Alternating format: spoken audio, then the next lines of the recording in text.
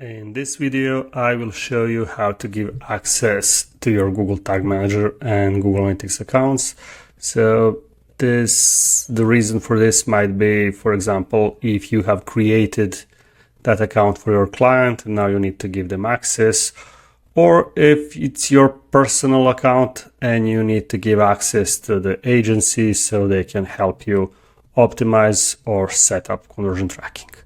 So when you open up Google Tag Manager account, so tagmanager.google.com, click on admin. Yeah, let me just move one step back just to show you. So when you open Google Tag Manager, you should probably see this window, and only afterwards you select your account and then you get to this page. Click on admin, and then you can now either give access on account level or on container level. In case you have multiple containers and you want to give access to just one of them, then I would suggest giving access on container level. So click user management, add an email, and select permission level. So let me just do that on admin, on account level. So click here, click plus, add the user. And once you've added an email, you'll need to decide whether it's an administrator or a user.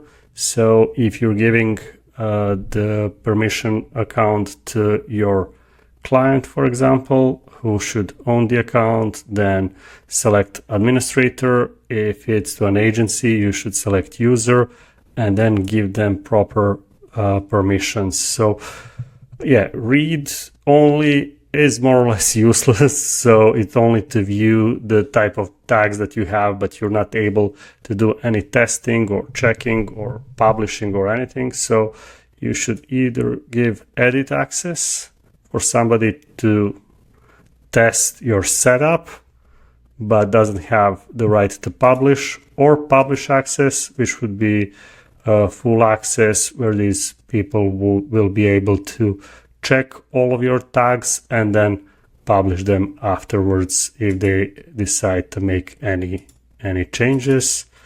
Go back, yeah, click invite, and it's done. On the receiving end, people will see something like this, invitation pending. They just need to click in invitations and approve. Now for Google Analytics, when you open up your Google Analytics account, you'll see something like this.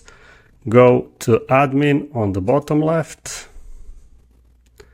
and then you'll see here, okay, same thing. When you need to decide whether you want to give people access to account level or just the property level. So in case you have multiple properties and you want to give them access to just one of those, you have different websites, the agency is working only on one of them, then give access on property level.